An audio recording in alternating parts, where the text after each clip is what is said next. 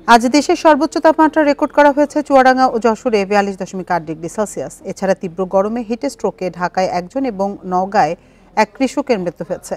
আবহাওয়া অফিস জানিয়েছে, যশোর, কুষ্টিয়া, চুয়াডাঙ্গা, পাবনা, রাজশাহী, বাগেরহাট ও সাতক্ষীরার উপর দিয়ে অতি তীব্র তাপপ্রবাহ বয়ে যাচ্ছে। এছাড়া টাঙ্গাইল, ফরিদপুর, গোপালগঞ্জ, নারায়ণগঞ্জ, নওগাঁ সহ বেশ কয়েকটি জেলার উপর দিয়ে বইছে তীব্র তাপপ্রবাহ। পুরো এপ্রিল জুড়ে চুয়াডাঙ্গার উপর দিয়ে অতি তীব্র ও মাঝারি তাপপ্রবাহ বয়ে গেছে। এতে ব্যাহত হচ্ছে স্বাভাবিক কার্যক্রম।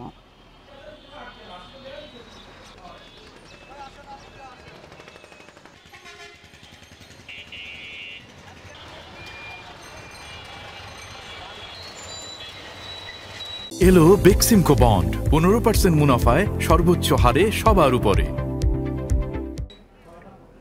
আবহাওয়া পরিস্থিতি নিয়ে আরো জানাতে এবার চুয়াডাঙ্গা এবং নওগাঁ থেকে আমাদের সাথে যোগ দিচ্ছেন সহকর্মীরা। শুরুতে যাচ্ছি চুয়াডাঙ্গায়, সেখানে আছেন সহকর্মী মানিক আকবর। মানিক, চুয়াডাঙ্গার উপর দিয়ে অতি তীব্র তাপপ্রবাহ বয়ে যাচ্ছে পুরো এপ্রিল জুড়েই। কি পরিস্থিতি দেখছেন আজকে? আবহাওয়া অফিস কি বলছে? আর কতদিন এ ধরনের পরিস্থিতি চলতে পারে? চুয়াডাঙ্গা আবহাওয়া অফিসের কর্মকর্তাদের সাথে আমি কথা বলেছি। তারা বলছেন যে পুরো এপ্রিল মাস জুড়েই যে তাপপ্রবাহ ছিল সেই অবস্থা এখনো 2-1 দিন থাকতে পারে। তারপর বৃষ্টির পূর্বাভাস আছে এবং তখন বৃষ্টি নামতে পারে। আর বৃষ্টির জন্য কিন্তু অপেক্ষায় আছে চুয়াডাঙ্গার মানুষ। তার কারণ পুরো এপ্রিল মাস জুড়ে বৃষ্টি হয়নি বললেই চলে। মাত্র 1.6 মিলিমিটার বৃষ্টি হয়েছে এক রাতে। যে রাতে বৃষ্টি হয়েছে তার আগের দিন এবং পরের দিন ছিল তীব্র তাপপ্রবাহ। তো এই যে তাপপ্রবাহ পুরো এপ্রিল মাসের 30 দিনের মধ্যে 26 দিন চুয়াডাঙ্গার ওপর দিয়ে বয়ে গেছে তাপপ্রবাহ। আর একই অবস্থা কিন্তু আজকেও রয়েছে। আজকে সকাল 9টাতেই তাপমাত্রা উঠে গিয়েছিল 35 ডিগ্রির উপরে। আর বেলা বাড়লে বেলা 12টায় তাপমাত্রা উঠে যায় 40.7 ডিগ্রিতে। পর্যায়ক্রমে বেলা আরো বাড়লে 3টাতে তাপমাত্রা উঠে আসে 42 ডিগ্রির উপরে। তো এই অবস্থার কারণেই আসলে মানুষকে সীমাহীন দুর্ভোগ পোহাতে হচ্ছে। পুরো এপ্রিল মাস জুড়েই সীমাহীন দুর্ভোগ পোহাতে হচ্ছে। আজকে মে মাসের প্রথম দিন, আজকেও একইভাবে কাটছে আজকের দিনটি।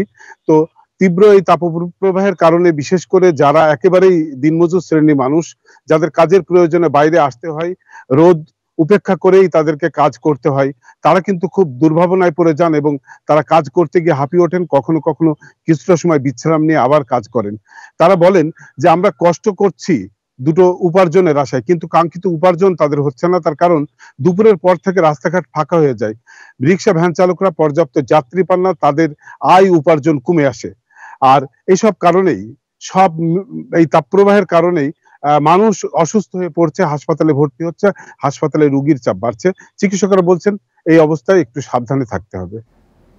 মানিক আকবর, আপনি সাথেই থাকুন। এবার আমরা যাব নওগাঁয়, সেখানে আছেন আমাদের সহকর্মী সাদিকুল ইসলাম। সাদিকুল, আজকে তো নওগাঁতে হিট স্ট্রোকে একজন মারা গেছেন। তো আজকে এই মুহূর্তে পরিস্থিতি কেমন দেখছেন? আবহাওয়া অফিস কি বলছে? বৃষ্টির কোনো পূর্বাভাস আছে কিনা?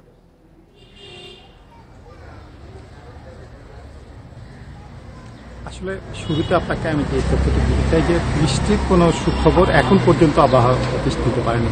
আমি যদি আপনাকে গত 4 সপ্তাহের কথা বলি, আপনি জানেন গত 4 সপ্তাহ ধরে কিন্তু এই তাপপ্রবাহে এখানকার যে জনজীবন সেটি কিন্তু প্রায় বিপর্যস্ত হয়ে পড়েছে। এখানকার খেটে খাওয়া দিনমজুর মানুষ যারা আমার সহকর্মী চুয়াডাঙ্গা থেকে যেমনটি বলছিলেন যে আসলে তাদের কিন্তু আয় কমে গেছে। এই তাপপ্রবাহের কারণে তারা কিন্তু মাঠে ঘাটে কাজ করতে পারছে না। বিশেষ করে রিক্সা ভ্যান শ্রমিক তারাও কিন্তু আপনার দুপুরের পরে কোনো খদ্দের পাচ্ছে না ওই রিক্সা ভ্যানে ওঠার জন্য। তাদের কিন্তু যেখানে প্রতিদিন 500 টাকা আয় হতো সেখানে কিন্তু 200-300 টাকায় তাদের রোজগার নেমে এসেছে। আর আপনি জানেন যে নওগাঁ কিন্তু দেশের অন্যতম ধান উৎপাদনকারী জেলা। এখন কিন্তু ইরিবুড়ো মৌসুম চলছে।